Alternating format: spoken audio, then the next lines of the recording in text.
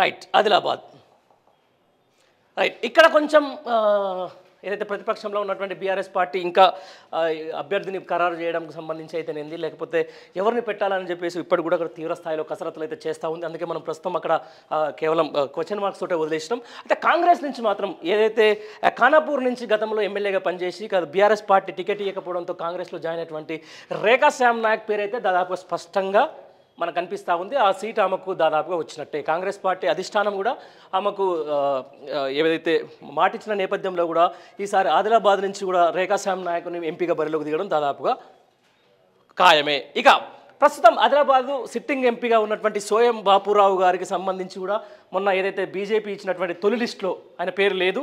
ఆయన ఇప్పటికే కాంగ్రెస్ వైపు చూస్తున్నాడు అని చెప్పేసి కూడా కొంతమంది అంటూ ఉన్నారు. లేకపోతే పార్టీ మారుతారని చెప్పేసి కూడా కొంతమంది అంటూ ఉన్నారు. ఆయన ఏ పార్టీకి మారుతారో ఒక స్పష్టంగా వస్తే మాత్రం సోయం బాబు దాదాపుగా ఈసారి బీజేపీ నుంచి అయితే అక్కడ సిట్టింగ్గా ఉన్నటువంటి సోయం బాపురావుకు టికెట్ అయితే రావడం కళ్ళనే.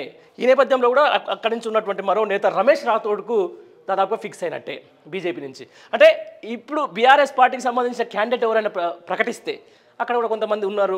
గోడెం నగేష్ అని చెప్పేసి కూడా గతంలో ఆయన పోటీ చేసి ఒకసారి ఎంపీగా గెలిచిండ్రు, ఆ తర్వాత మొన్నసారి ఓడిపోయిండ్రు. ఆయన కూడా వస్తాడా రాడా లేకపోతే ఎందుకంటే కొంచెం యంగ్ పీపుల్కు అవకాశం ఇస్తాము, యంగ్ పీపుల్ని ఈరోజు పార్టీ నుంచి బీఆర్ఎస్ పార్టీ నుంచి ఎంకరేజ్ చేస్తామన్న నేపథ్యంలో కూడా ఎవరైతే ఖానాపూర్ నుంచి ఓడిపోయినటువంటి స్వల్ప మెజార్టీతో ఓడిపోయినటువంటి జాన్సన్ అట్లాంటి వాళ్ళకు కూడా ఒకసారి టికెట్ ఇచ్చినా కూడా బీఆర్ఎస్ పార్టీ మనం పెద్ద ఆశ్చర్యపోవాల్సిన పని లేదు. ఎందుకంటే ఆదిలాబాద్కు సంబంధించిన దాంట్లో గతంలో సోయం బాపురావు గెలిచిన విధానాన్ని చూస్తే అక్కడ ఎవరైనా గెలవచ్చు అనే దాని మీద మనకు కూడా ఒక క్లారిటీ వస్తుంది. ఎందుకంటే అక్కడ ఆదివాసీలకు ఆ తర్వాత ఈ లంబాడికి సంబంధించినటువంటి వాసీలకు కూడా వాళ్ళకి ఎప్పుడు కూడా ఒక బిగ్గెస్ట్ ఫైట్ జరుగుతూ ఉంటుంది. ఆ ఫైట్ని ఒకసారి క్లియర్ చూసుకుంటే మాత్రం ఇది ఆదిలాబాద్కు సంబంధించినటువంటి ముఖ చిత్రం అనమాట. ఈసారి దాదాపుగా అంటే ఇప్పుడు సిట్టింగ్ ప్రస్తుతం అక్కడ బీజేపీ ఉంది, సోయం బాపురావు ఉన్నారు. కానీ ఈసారి బీజేపీ నుంచి మాత్రం ఆదిలాబాద్ సీటు దాదాపుగా వెళ్ళడం దాదాపుగా కోల్పోవడం దాదాపు ఖాయంగా కనిపిస్తూ ఉంది. అక్కడ మాత్రం బీఆర్ఎస్ కాంగ్రెస్ మధ్యలో కూడా ఆదిలాబాద్లో ఈసారి గట్టి పోటీ ఉండబోతుంది. ఒకసారి మనం నెక్స్ట్ దానికి వెళ్తే రైట్ ఖమ్మం నుంచి కూడా ఇప్పుడే ప్రస్తుతం ఉన్నటువంటి సిట్టింగ్ ఎంపీ ఉన్నాడు నామనాగేశ్వర అభ్యర్థిత్వాన్ని కూడా ఖరారు చేసింది బీఆర్ఎస్ అధిష్టానం.